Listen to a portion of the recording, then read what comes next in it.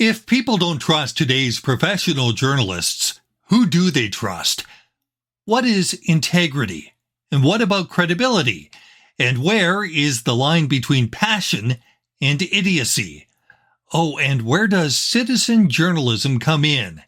Yeah, citizen journalism. In fact, that is a term I've only been asked about twice in my career. Once from a journalism professor at a Tier 2 J school, and the other time from spaced out radio host and friend of this show, Dave Scott. Broadcast Chronicles, revealing the most surprising, compelling, and even shocking stories behind some true characters from the other side of the microphone. Here's Bruce Claggett. So, what is citizen journalism? Well, it is not the guerrilla journalism of Hunter S. Thompson, but perhaps best defined as participatory journalism. It's where members of a greater community play an active role in reporting and spreading opinions, news, and information. Dave Scott is a return guest on Broadcast Chronicles, and his show, Spaced Out Radio, often leans into that tension between what is reported and what is being ignored. You know what? I work a lot in the UFO world, Bruce, as you know, and to me, this is a story that should be all over mainstream media. All right. But mainstream media, for some reason, still has it in a real tinfoil hat, non-news type story. And if people in journalism, true journalism, really looked into it, they would see that there is a massive story building within the UFO community and such that the tinfoil hat wearing weirdos that we've all been labeled is actually a true story. And that is why we continue to see government hearings. That's why we see people who are coming out of the woodworks from the government saying it. Look, in any other field, Bruce, if this was hockey, if this was healthcare, if this was education or any other subject, this story would be front page news. And not just front page news, it would be plastered all over the I'm offended crowds. It would be plastered all over the cancel culture. That is thankfully starting to die down. It would be everywhere. And this is where citizen journalism comes into play, because people don't know the names, even yourself, of Jay Stratton, David Grush, Travis Taylor, Robert Bigelow, Luis Elizondo, Christopher Mellon. They don't know those names. But what if I were to tell you that these guys have all come out publicly about studying UFO phenomena? You take Travis Taylor, for instance. He is considered one of the top scientists in the United States Space Force. Yet we don't do anything about it. So what happens when we don't do things properly as the media? Citizen journalism takes over. And with citizen journalism, where we see a ton of YouTube channels, even more podcasts out there, we have people who feel that they need to get the story out because they don't trust the mainstream media to do it. What is that story? What is the story that mainstream media doesn't get, Dave? The story is we are not alone in this universe, and the news is coming out. That's a pretty big story. Bruce, there are only so many stories on this planet that will affect every human being. A nuclear holocaust would do that. You look at COVID. COVID almost, touched every part of the planet. Okay? Jesus Christ himself coming back down from the heavens saying, "Hey, humans, I'm back." Mm-hmm. That's going to affect it. We can have wars, we can have famines, we can have droughts, we can have food shortages, we could have cockamamie tax savings like carbon tax. Okay? Those aren't affecting everybody on the planet. But when you say, Dave, we're not alone, I think most people that I've ever talked to would say, I agree, we're probably not alone. Oh, okay. I take it that you mean something more. What are you getting at? What more is there? These people and others who are now coming out of the woodwork are trying to tell the public through the United States that we are currently being visited. We have extraterrestrial crash retrievals. We have the bodies. And we cannot get the proof out because it is so locked down in private companies like Lockheed Skunk Works, Raytheon, Boeing, and many other companies that are out there. But these guys are coming out, telling their story about how we are not alone in the universe. This is how we get the threat narrative in UFOs. Okay, so the point that I'm getting at, because we could go off on a different tangent, but why is citizen journalism starting to take this over? It's because not only UFOs, but this is in a lot of subjects that people care about, because the one thing citizen journalism has done is it's made a lot of fringe niche media, because the mainstream is more worried about stories that don't matter, not all the time, but they're not telling us the news anymore. They're telling us what to listen to, that people out there have lost trust in the mainstream. You and I have discussed this ad nauseum about this. And when you look at the UFO story, there are people who are literally getting hundreds, if not thousands of listeners tuning in to their X Spaces, their YouTube channels, their podcasts, because they want to know what's happening, in my case, the UFO world.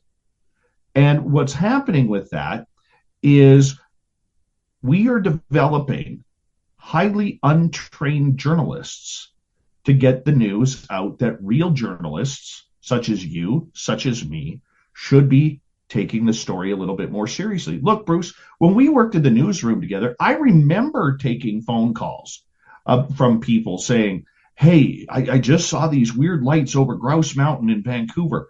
I don't know what they are, but I know it wasn't a plane, and there was no flashing lights, and it took off like a son of a gun. What was our first response? How much have you been drinking? How much have you smoked up tonight? I had that happen when I called in a UFO story to my former newsroom that we worked at. And a good friend of ours, John, answered the phone, and he's like, Dave, what are you on? I said, John, you know I don't drink. You know I don't do that stuff. I said, this is what I saw. I'm curious if anybody else called in to say they saw something. I got laughed at on the phone. So do you think, Dave, that there are niches in the world that exist now for journalism, and citizen journalism is out there, and you've got groups that believe, like minds, fellow travelers that believe the same thing that you do, and that is going to become more of a popular way of getting information? Absolutely. Because people no longer have trust and faith in journalism. We've heard it all over the last 9 years about fake news. We've heard the stories about how news, I mean, you remember being in the newsroom with me when we were told it's not news anymore, it's infotainment. When's the last time you saw a reporter go down and cover city council? When I first started in journalism, city council was an important beat to be on.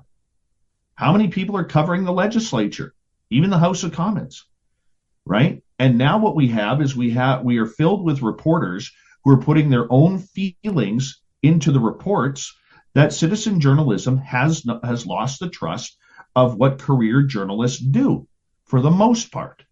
Now, there's going to be a lot of people who disagree with me with that, Bruce, but I see it every single night when I broadcast my show. And the problem with citizen journalism is they do not have an understanding of how journalism works. What they do is that they take the side that they believe and they report on the belief system that they believe. So, for instance, if I reported that Bruce Claggett was a bad guy and I do a full podcast on that bad guy, my entire audience is going to believe that Bruce Claggett is a bad guy. There is no down the middle of what journalism should be. We are supposed to be the referees. We are supposed to call it down the middle. Citizen journalism is totally slanted by opinion.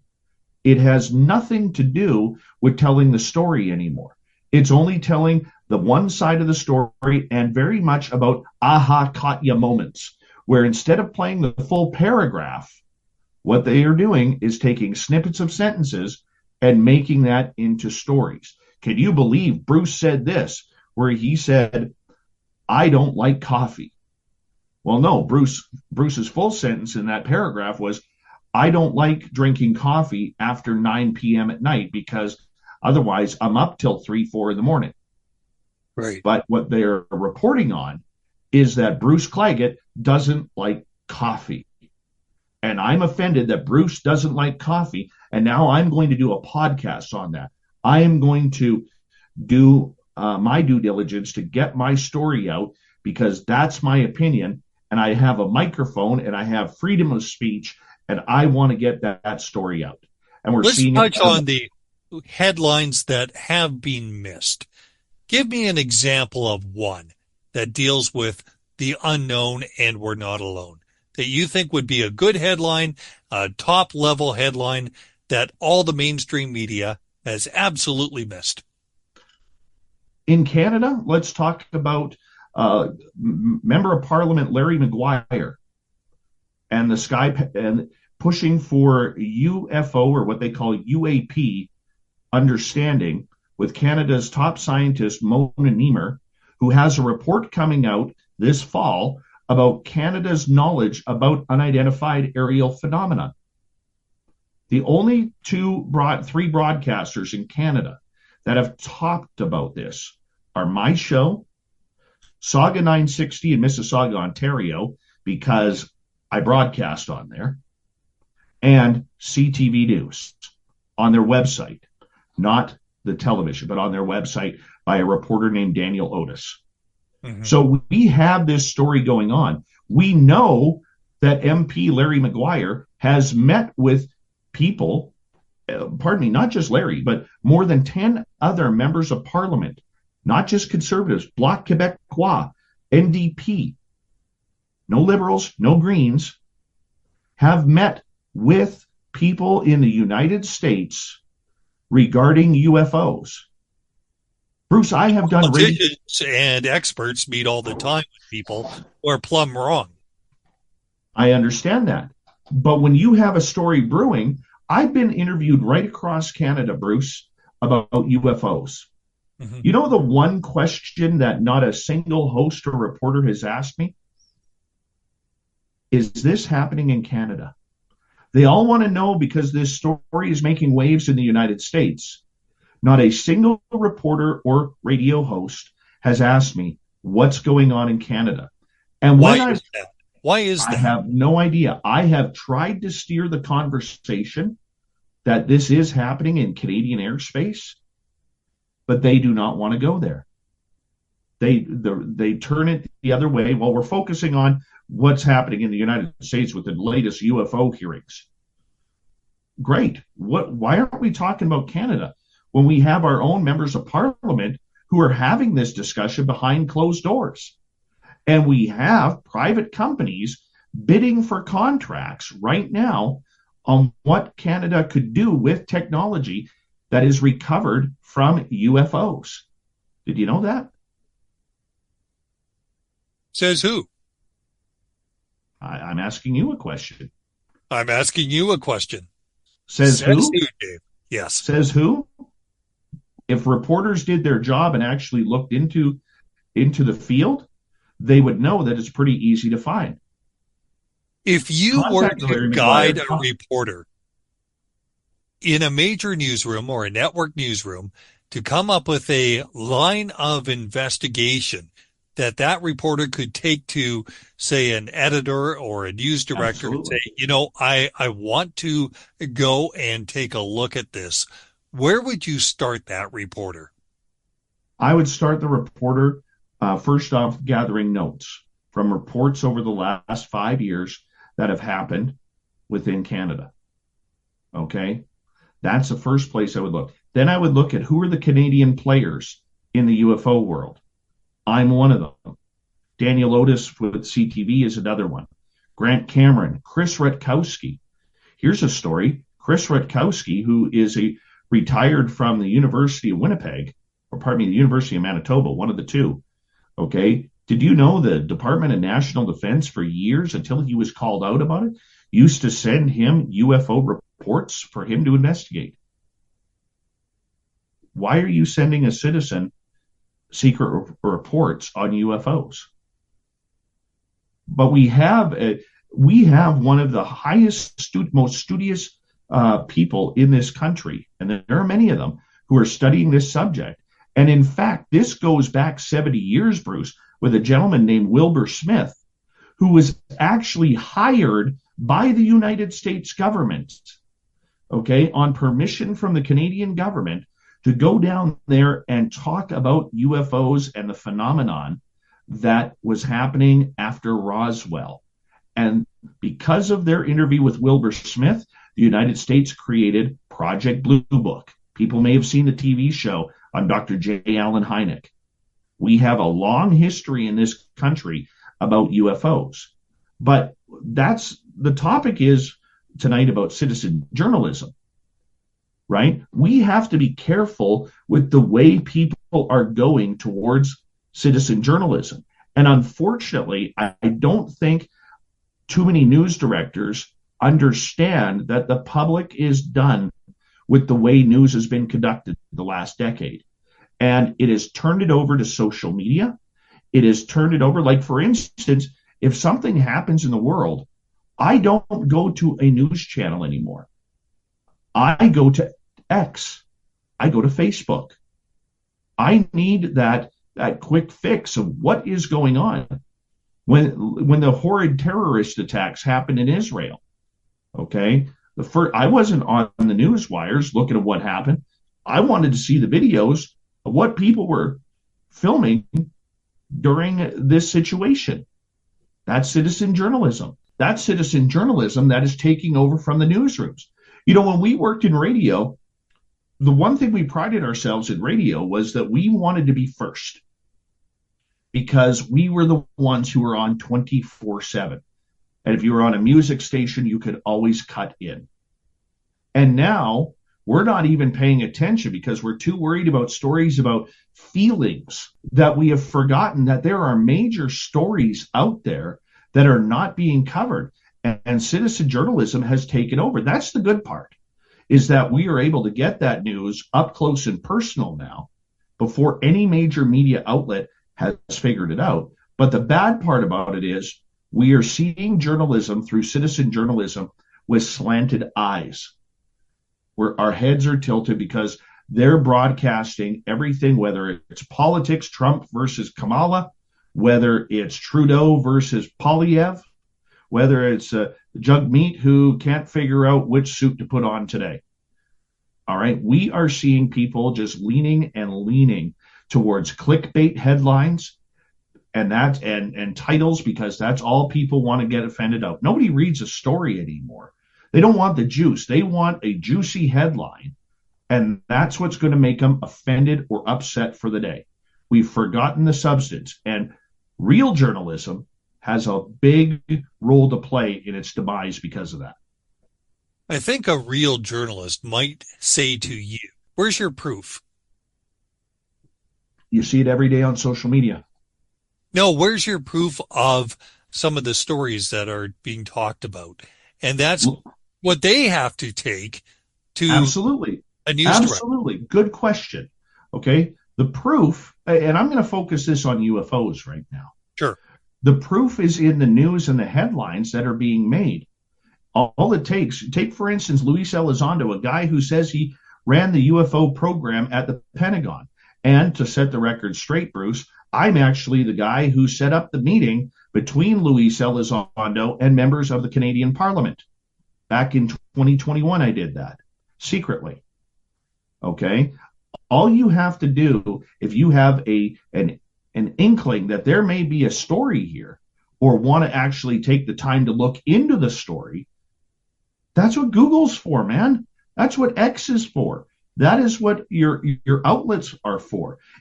We don't get press release news anymore here, man. You know, you got to be able to do your job and get a little dirty and digs for that story. That's what feels good. Remember the days, Bruce, and you've been a journalist long enough, that when you actually dug into a story and got the scoop, or you got the report that you needed because you needed this one person to get a quote from, and you got it, and it rounded out the story perfectly, we did it that way. Doesn't matter whether you're radio, television, or print. Now, today, we don't do that anymore. We don't dig. Here's one of my things as a journalist I've always taken a look at with any story. What is the impact? What is the impact on a group of people or on everyone? How do you frame the world that you deal with? Paranormal, the world of the unknown, the world of we're not alone, in terms of impact on the average person? Well, let's see. If you study enough and you talk to the right people, you will know that there are people within the United States government, if we focus on there right now, that are extremely concerned about announcing that we are being visited. And this is truthful. The meetings have happened. What is going to happen to the economy when these people happen? What's going to happen to religion? Because remember, a lot of religions out there, whether it's Christianity or Muslim or any of them, they all believe that anything coming from the stars is demonic. And that's going to be the start of not only Armageddon, but the start of Revelation in the Bible or the Quran, whatever the Quran equivalent is of that. They're worried about people who are depressed, and that their anxiety may all of a sudden trigger that, well, the aliens are here. It's the end of the world. I might as well go on a little bit of a shooting spree. All right. They are worried about people stockpiling food. Look what happened during COVID. I asked one person one day, I said, was COVID a test? Were you guys watching COVID at the way humanity reacted to each other? People trying to charge $70 for a little vial of hand sanitizer on Amazon before they shut that down, or the way that people treated each other by ratting people out because they refused to get the shot or they refused to wear a mask. And that person told me, with inside information to the Pentagon, he said, that's exactly what we were watching. 100%. What is a conspiracy theory? How do you define that? Do they exist? Good question. I think in a lot of cases, I think conspiracy theory has been, how can I put it, Bruce? It's been overutilized. Okay? It's like, it reminds me of the word fascist today. If you don't agree with certain groups, you're a fascist. And we throw around the word fascist in our democracies of North America like it's a hot potato. Oh, I don't like the way that you said that sentence. You're a fascist.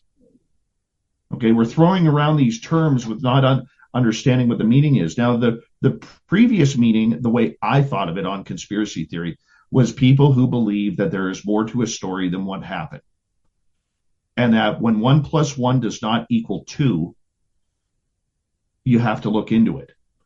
Okay, there are still people extremely troubled as we record this on 9/11. There are still people extremely troubled about why Building 7 fell when nothing hit it.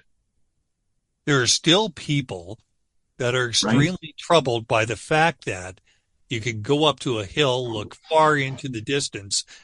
You know what? You can't see any curve that indicates that the Earth is not round. Exactly. The flat earthers are another one. All right. But should a journalist take flat earthers seriously? Of course you can't. Why? That's like.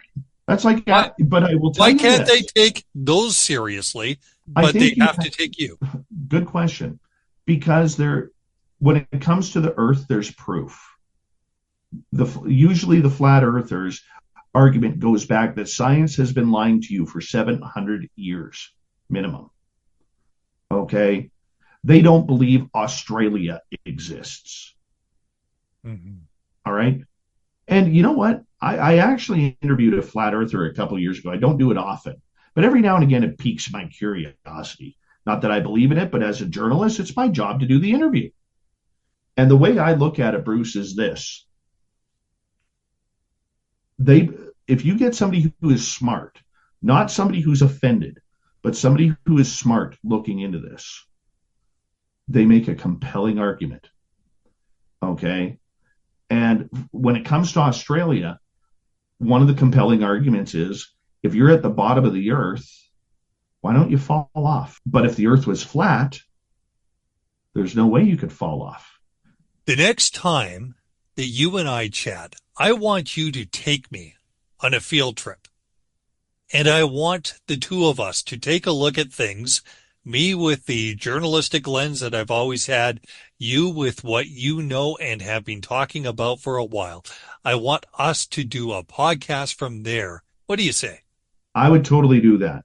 One quick message, because I know we're running out of time. I just want to remind people, when you are listening to citizen journalism, there is some great people out there doing it.